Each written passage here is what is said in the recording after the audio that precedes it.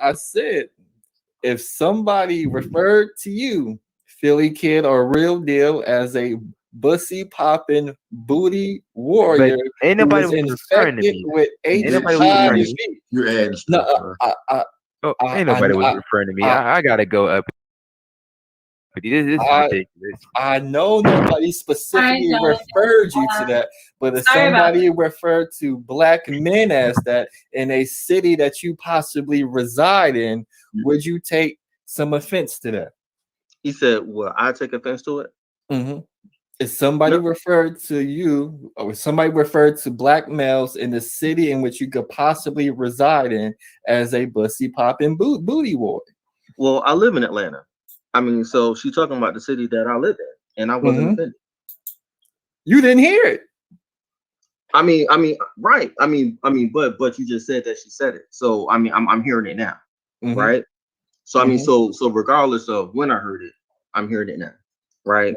And I live in the city of Atlanta, right? The city that she's speaking of. And no, I'm not offended. Okay. Because I know she's not, I know she's not talking about me. You know what I'm saying? So of course I'm not gonna be offended. So are you offended when this racist country paints black males with different stereotypes? Are you offended then?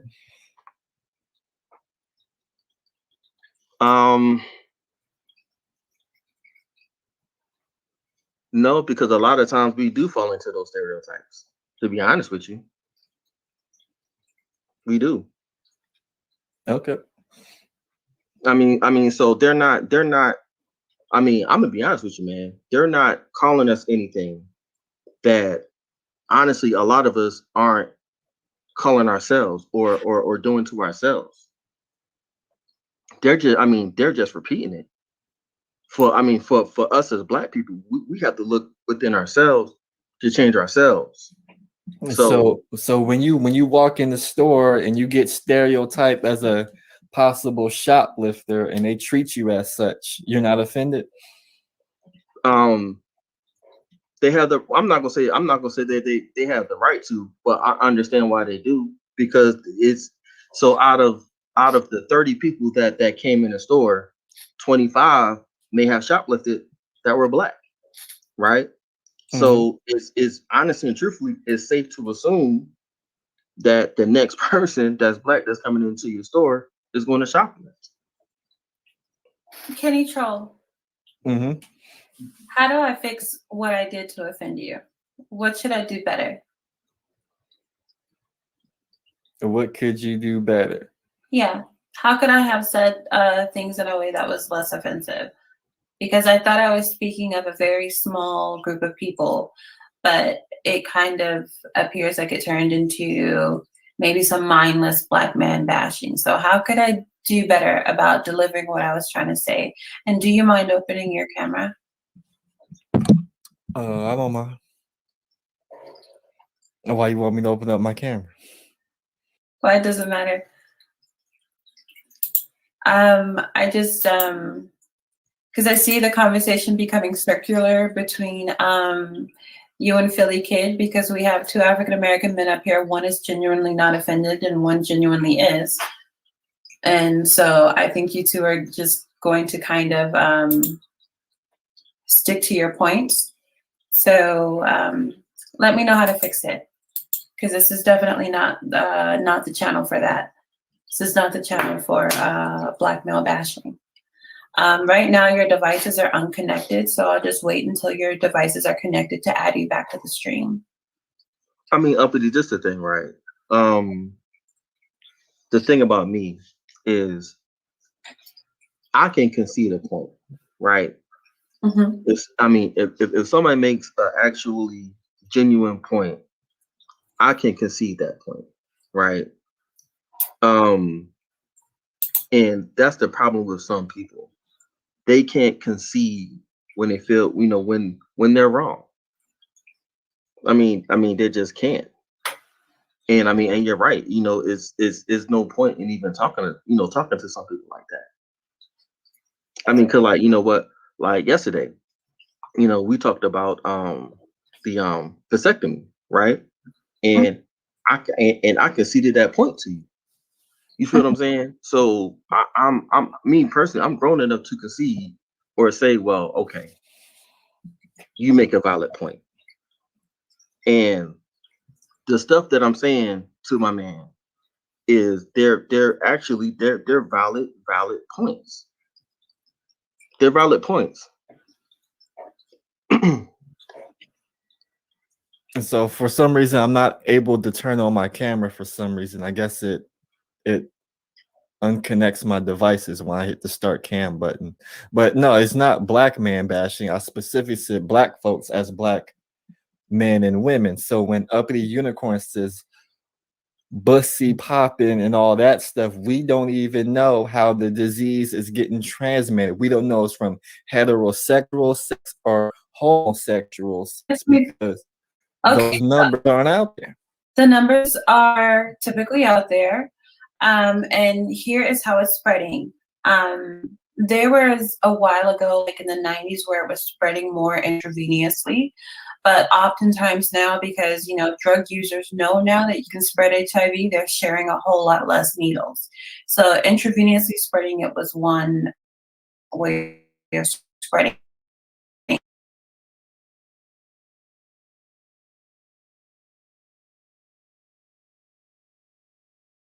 Will get it because we have such a big orifice, right? And when it comes to HIV/AIDS and any kind of an STD, that material around the anus, the sphincter, and that large intestine, it's incredibly sensitive. It will rip. It's a very sensitive area. So specifically from anal sex, a lot of people are getting it that way. When it comes to HIV/AIDS, 0 people are getting it from, maybe not 0, maybe 0.0 something % are getting it from oral sex. Because you can't get, like, you can get the sweat of a person who has AIDS, you can't get it that way. You can drink, I took an AIDS course, obviously, is why I'm saying these things. You can drink a gallon of spit from a person who has HIV/AIDS and not get it, because spit, AIDS is not carried in your spit. It's carried in your blood and it's carried in your genital secretions. So one of the biggest ways that people are getting AIDS is through anal sex, and specifically male to male anal sex. And this is why when you have those HIV/AIDS commercials, they tend to put gay couples in there, trans women, and black women. They tend to fill those cultures with those commercials with the images of people who have it the most. So if there's a black man in those AIDS commercials, he's gay. It's almost never a heterosexual black man or white man in those commercials. If they have a black guy and a white guy, they're gay. The black woman in the commercial, heterosexual. The trans woman will be whatever color, because these are the populations of people who tend to have it the most. So we as black women do have more AIDS statistically than black men. Statistically, according to the CDC, Pew reports, black demographics, things like this. So according to them, maybe not according to reality, I wouldn't know. I don't like statistics, I don't like economics, but in just looking at those things, that's what it appears to look like. And one of the most sensitive ways to get it, or the most high risk ways to get it, according to doctors, scientists, it's anal sex, specifically between 2 men. There's almost no way to avoid it. Whereas, you know, because men have that little tiny hole in their penis, right? So if a woman with HIV/AIDS, if she doesn't get her secretions inside of that hole in your penis and germinate, whatever, you can lay down with a woman with AIDS and get up without it. You can lay down with a woman with gonorrhea and get up without it. But because men ejaculate and you all your liquids into us, there's no way we can lay down with you and you have gonorrhea, chlamydia, syphilis, trichomonas, whatever it is, and not get it, unless maybe you just put the head in, didn't bust, and you had to go. It's just like, let's say you lay down with a person with herpes. Technically, if they're not shedding, meaning if they don't have the bumps out all over their private parts, right? Because those bumps, they're so tender, they're easy to burst. And when they burst, the fluids come out. So if you're not having, an outbreak, I can sleep with you and walk away without herpes. Now, some people are dormant carriers and they can never have an outbreak, but every person they sleep with ends up with herpes. So because of my past with studying these things, part of my stint as a pro-Black was studying all the things that affect Black people. This is why I presented the information the way that I did. But by all means, like, let me know how to fix it. Kenny. Oh, you want me to let you know how to fix it? Yeah, like what should I have said? Should I have just left the subject alone? Like, because I don't know if I said bussy popping, but I definitely said bussy. Men out there who are sleeping with men and women. And do you remember that book, Down Low Brothers? No, I don't remember that book. It was a book that went crazy all over Oprah because it took one gay man to give African American women everywhere the rundown of men who are on the down low.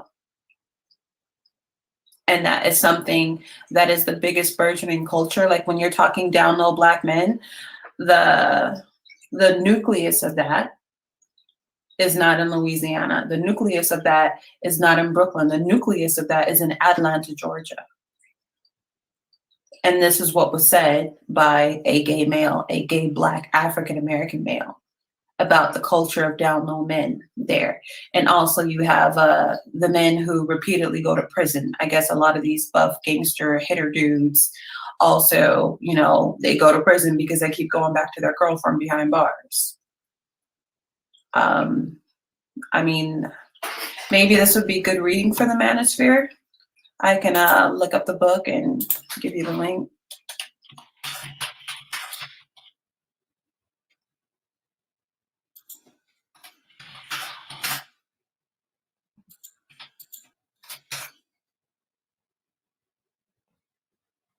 It's called On the Down Low. It's by J.L. King. A Journey into the Lives of Straight Black Men Who Sleep with Men is a 2004 New York Times best-selling nonfiction book by J.L. King. Let's see. Great, there's an Amazon link.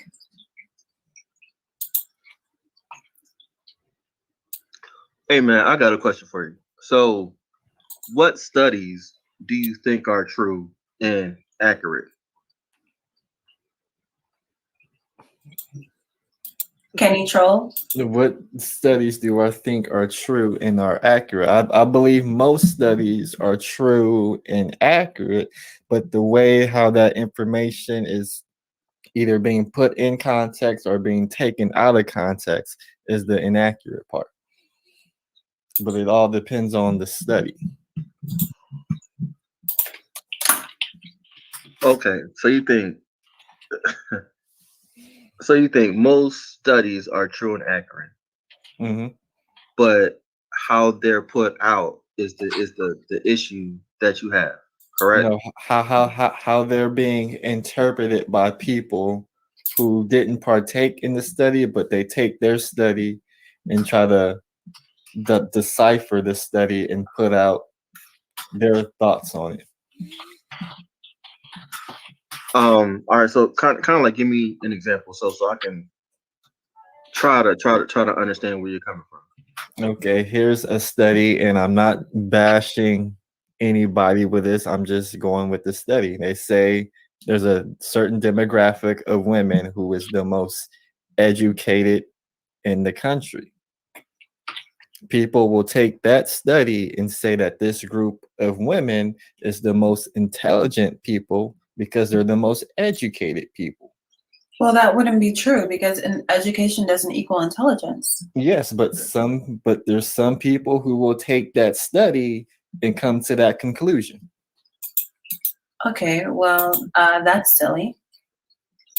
So the difference in that study and the study of HIV and AIDS can't be interpreted into a different way, right? Mhm. Because you can interpret college or education into something different. right? Mhm. Because it could mean multiple things, Mhm. right? But you're talking about a STD, which is singular, right? So if you're saying that a certain demographic has HIV, I really don't understand how that is being misinterpreted or misconstrued to being something else. So the correlation I was making, and I could be wrong, but the correlation I made, there was a study that said 36,000 black people have this whatever disease in this specific part of the world, Atlanta. This is the HIV/AIDS capital, but we don't even know if those 36,000 people still reside in that area.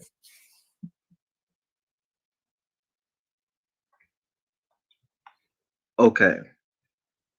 I guess my point is you could say that. So the study that you do believe with the educated women, you could say, well, maybe all of them didn't finish. They may have went to college, but didn't finish. Or Mhm. maybe they have an associate's degree and don't have a bachelor's degree. Mhm. You get what I'm saying? Mhm. So you can manipulate whatever study you want to Mhm. um with your logic, right? Mhm.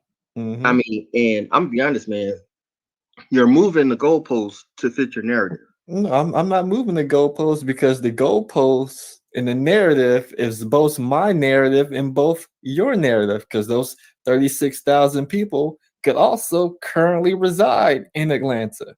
We just don't know, but to just paint a broad brush, a certain demographic of people as being mass infectors and not knowing the whole numbers and putting into the proper context, it's dangerous, especially when it didn't come with any disclaimers at the time. Okay, all right. So you don't believe that um AIDS or HIV is rampant in Atlanta. No, it's not rampant in Atlanta.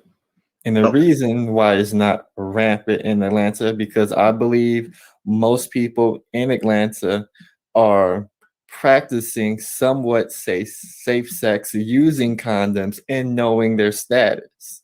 And they are engaging in sexual behavior for the most part, not everybody, but for the most part, in a constructive way. So I can ask you, well, how do you know that? Do you live in Atlanta? No, I don't live in Atlanta. Okay. So how do you know that? Well, let me ask you this. Since you live in Atlanta, you know about this study of high STD rates and everything. Wouldn't it behoove you to know your status and conduct yourself in a healthy manner to preserve your own health?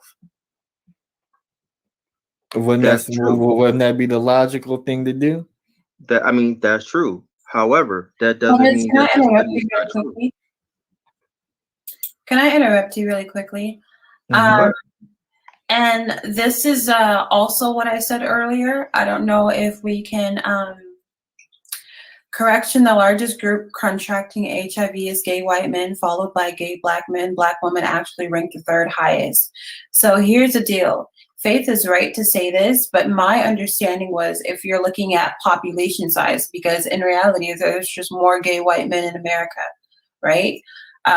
So as far as I know, gay white men have it the most, but my understanding was, at least specifically in Atlanta, that women were the ones in the lead. And if they are not faith factor, I definitely thank you for correcting this. So we're just going to go with what you said.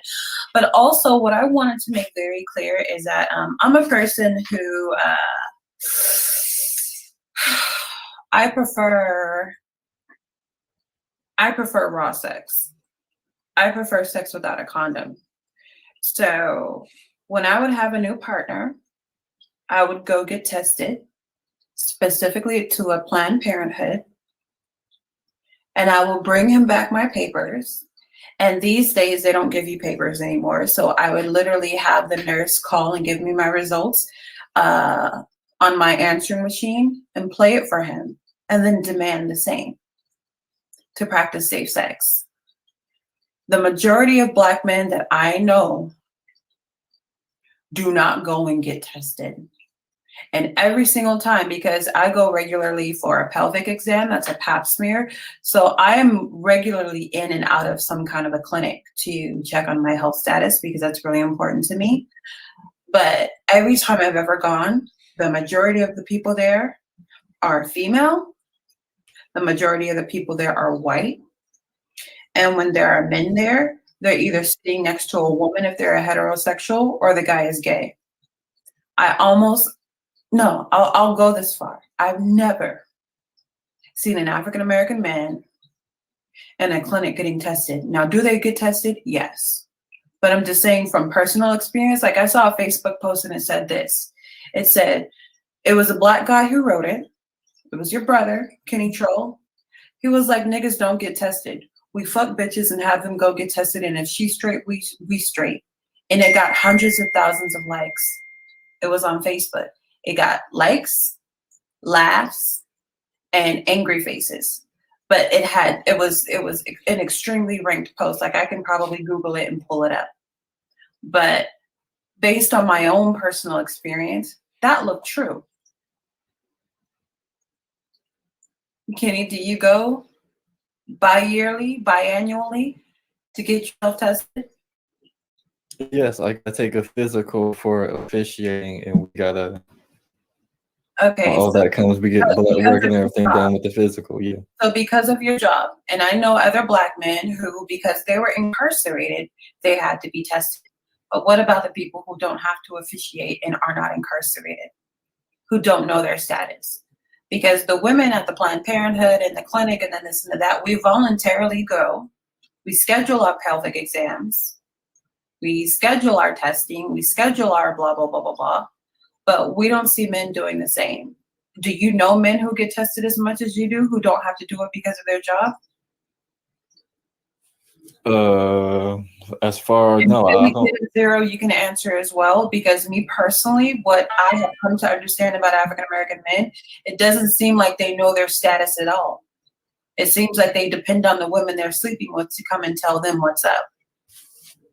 You know, Uppity, I will agree with you on that. So, I wasn't necessarily regular. So, the only time I would go to a doctor was when if I thought I may have had something, right? And like I'm a veteran, so like I just kind of really started getting into like the whole VA system. So now I go every year, and they test me for everything. So now, yeah, and actually with my wife now, that's something that she demanded. Just kind of like how Uppy was saying. Like, you need to go get tested and know your status before we can go any further. However, I don't think most Black men are doing that. I would go as far as to say most men in general aren't doing it. I would go as far to say that women are much more responsible with their reproductive health than are men. I would say unless that man just, has to get a yearly physical or something like that, he normally doesn't know, whereas women will voluntarily schedule a pap smear, go to get birth control, condoms, spermicide, go to a clinic or go see their doctor, go see a gynecologist, all those things. I would go as far to say that that's the actual case. And I would go as far as to say that women, well, go ahead, Troll. Yeah, well, that's the great thing about Uppity Unicorn. If women are protecting their reproductive health, and then it really wouldn't matter what them irresponsible men are doing, because those women wouldn't be having sex with those irresponsible men without knowing their status. Infidelity. There's a lot of infidelity. There's a YouTube content creator called Shan Booty. Her name is Shannon Boodrum. but for short, they call her Shan Booty. She went outside carrying a sign that says, I have chlamydia, because she tested positive for chlamydia in a closed relationship. And she was just like, when the doctor told her, oh, this is what's going on, she's like, I can't have chlamydia. I don't cheat on my partner. My partner is faithful to me. And she tested positive for chlamydia. So even though she was going and getting tested and taking care of herself, he wasn't. And on top of him not doing that, because he was like, oh, well, if you're cool, I'm cool. But on top of that, he was cheating and brought her back a disease. And I'll go this far. Not only with Black women, but with white women who prefer Black women, I've noticed that they are the ones who go and get tested and find something. And you can find a number of white women in Seattle who think that they're Black and favor Black men. They're like, yeah, you know, I stopped getting with Black guys because they kept bringing me back diseases. Now, I'm just talking about Seattle. This is not all Black men. All Black men don't do this. I'm in a very healthy sexual relationship, and we both have very sexual private parts. I mean, healthy sexual parts. None of that going on. I had a Muslim friend. She married an African guy, and on her wedding night, she got herpes. And she couldn't figure out what was wrong with her. Like, sometimes he wouldn't sleep with her, and I guess he was having outbreaks, but he was just like, yeah, you know, I don't feel like doing it. You know, I'm going to stretch. She was a lot younger than him. And he was like, oh, I'm going to stretch your thing out if I do it to you too much. So I'm going to let you rest. And really, he was hiding his outbreak. But I mean, she was the one to go and check herself out and figure it out.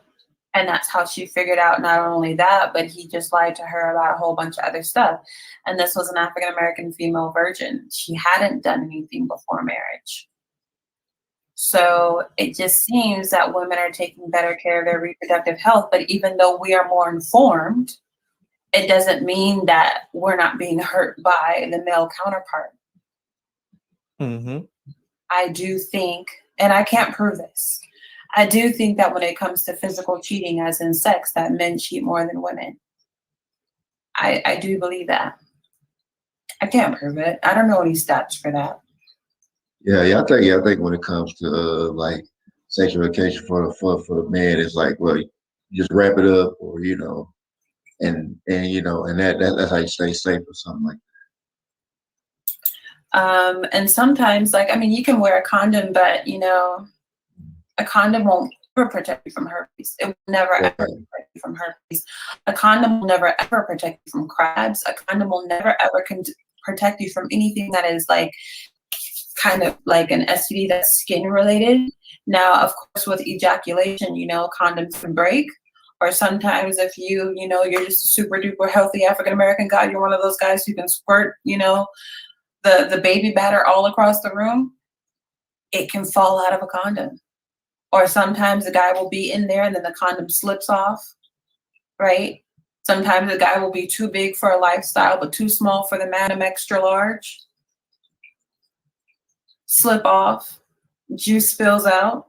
Before you know it, there's an accident because he didn't know his status and he was just depending on the women he was sleeping with. I mean, Grandmaster Troll, you don't strike me as a very promiscuous man. You don't strike me as a man who has a whole lot of sexual experience.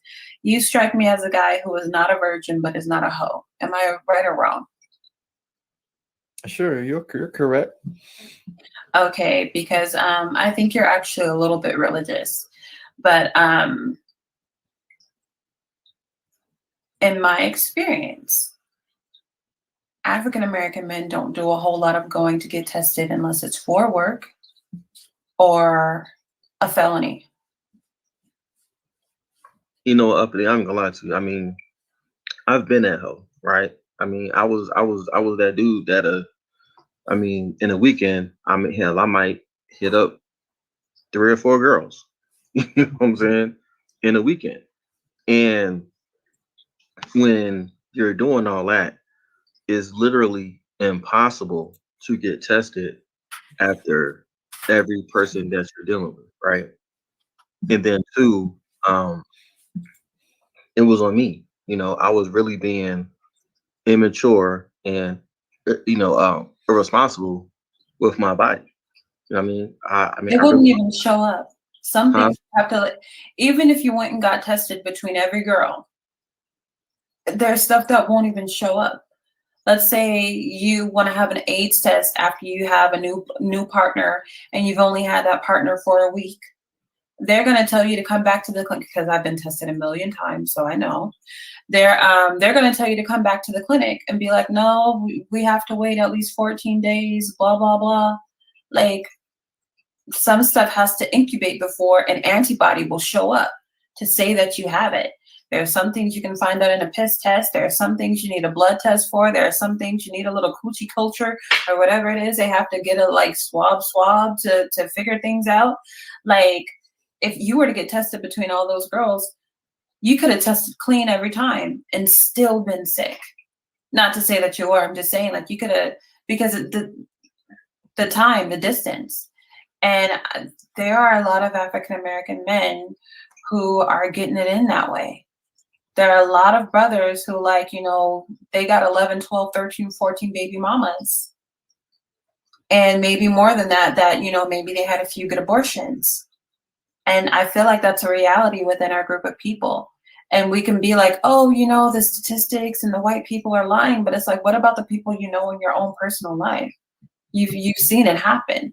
Everybody knows Uncle Leroy and all of his kids, and he's this ancient nigga who's drunk all the time and has a bunch of kids that he doesn't know. So let me ask you this question, Uppity Unicorn. Since it's impossible to protect yourself from STDs because there's all these irresponsible people out there, how would you suggest people go about their lives in trying to prevent getting STDs? It's not impossible. I would say it has to be, because if dudes is getting tested and not waiting the 14 days to get incubated, and they're out there lying and they're cheating and they're still getting STDs, how can people protect themselves to ensure that they don't get STDs? Okay, you do what I've done. So I practice. There are times where I go 6 months to an entire year without sex. With none. Out of reproductive responsibility, you can chalk it up to spirituality, whatever, but it's like, before I give you some, I need to know your status and you need to know my status. Before I get a new partner, I gotta check me out.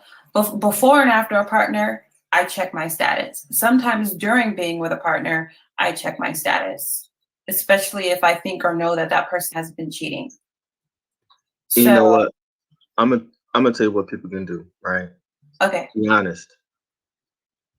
I mean, you can if you're only dealing with, if you're dealing with a woman and she's dealing with you, and you are the only two people that y'all are dealing with, you know, it's impossible to spread anything unless you step out of that, right? So the key is to be honest with your partner. I mean, that's the key, or just not step out.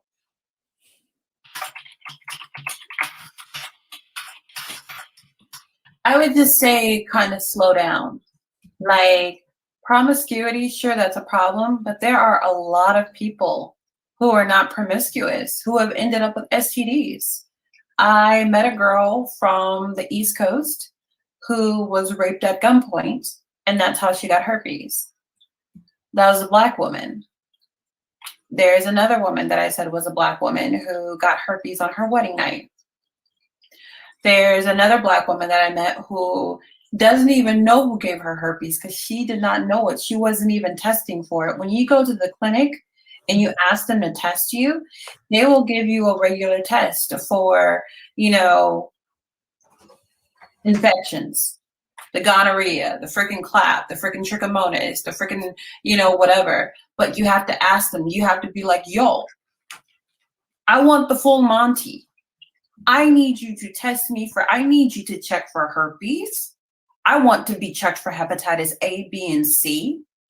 And I want an HIV/AIDS test. And if you don't put it out there like that, like making those demands, they won't do it.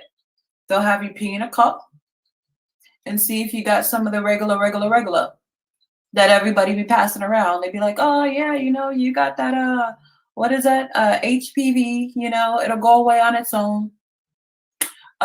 Just blah, blah, blah, blah, blah, blah, blah, blah. And it's like, nah, bro, like, tell me everything.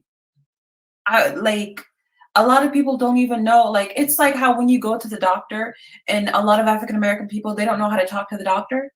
They don't know how to tell them where the pain is. Like, if you're an African-American and you go to the doctor, you have to be able to advocate for yourself. Or somebody can advocate for you.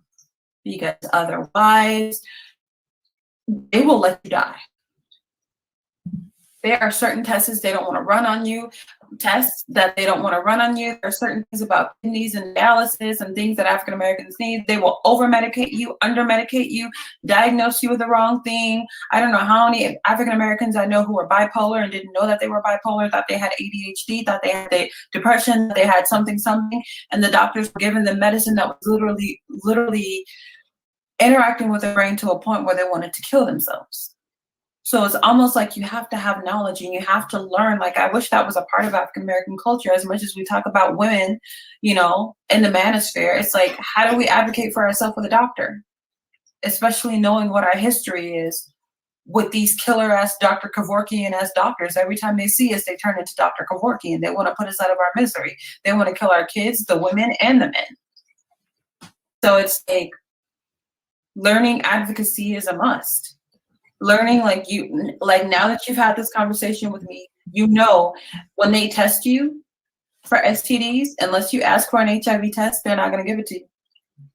Unless you ask them to test you for herpes, they're not going to do it for you. So now that you know, you can go do that. If you don't ask for the hepatitis test, they don't give it to you because they're like, oh, that's pretty rare, so we don't test for it. Here's a cup. Nah, my nigga, I get that. It's like, well, that's gonna cost you this many hundreds of dollars. Here's the money. Test me. That's my way. I don't, you know.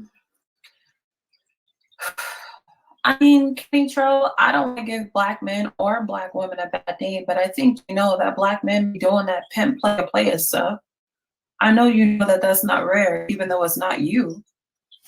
You don't do it, but you know it's not rare. That pimp player sleeping with her. Like, I love when the brother, Philly Kid, just said that, you know, in one weekend he would be with 3 women. You know that song by SZA, The Weeknd? My man is her man, that's her man, heard it's her man too, right?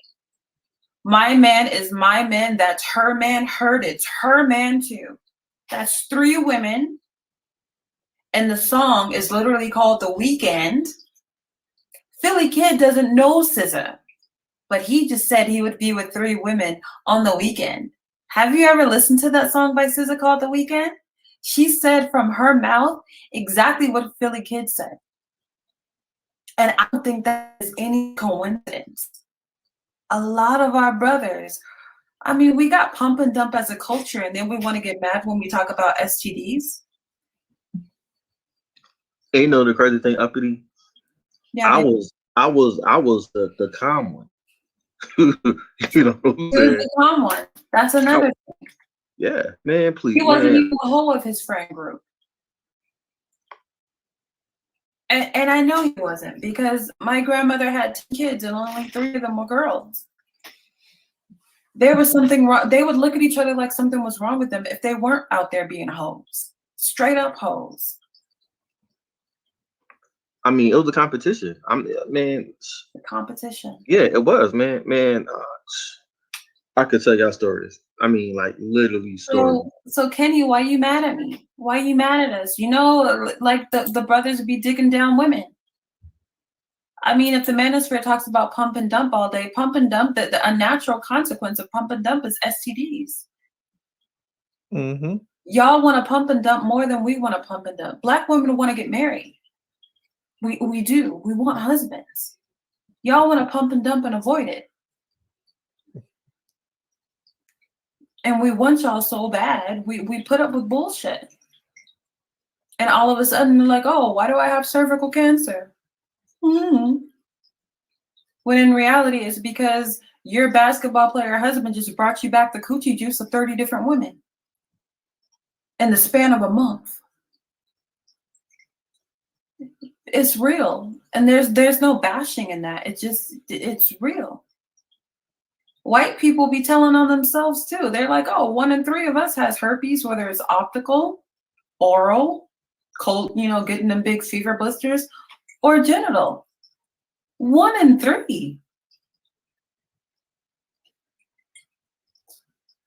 So some of the stuff, no, I don't think people are lying and out to get us. Like some statistics, sure. I'm a person, I wear a tin hat. I get my little feelings of, I believe in a lot of different conspiracy theories. When I was 18 years old, I had all the Black people at my university make fun of me for saying that AIDS was created in a lab, that it was an MK Ultra. Everybody laughed at me. Now we know it's true. It's declassified information. Everybody knows it's true. The cure was made at the same time as the sickness. How were people in Africa going to have AIDS and African Americans get it at the same time when niggas wasn't even traveling? AIDS is as old as I am. Niggas 35, 40 years ago, they weren't traveling back and forth between Africa. How was it in some remote place in Africa and then in Brooklyn? It's because they were inoculating people. And the World Health Organization does it to this day. The Red Cross, the Blue Cross, the Red Crescent, the Blue Lake. Yeah, I believe in conspiracy theories. I believe in world depopulation. I believe in what the Georgia Guidestones say. So I see where you're coming from, Grandmaster Troll, and that's why I was just like, help me help you. Help me do this in a better way. I don't want to be a Black people basher, because that's not what this channel is for.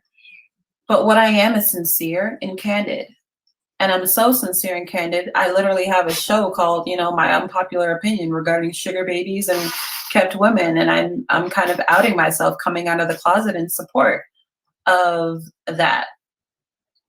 Now, not in support of like promiscuity, but in the support of like, okay, sharing. Because in reality, we outnumber you guys by millions. It just kind of seems like it's coming with the territory at this point. Most men in the NFL, I think they're being shared. Most men in the NBA, I think they're being shared. Most politicians, I think they're being shared. Most judges and lawyers, I think they're being shared. A lot of them have sugar babies and kept women and mistresses. I met a prostitute, a white prostitute, who got taken off of, basically, she stopped being a prostitute because she got with a judge and turned him out.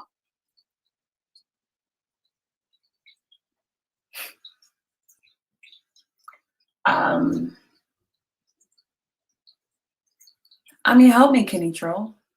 Help me out. Like, if you have a problem with what I'm saying, Zero Philly Kid, like, I think nobody in America is having more sex than white women and Black men. That's how I can't prove that. But yeah, I think you guys are I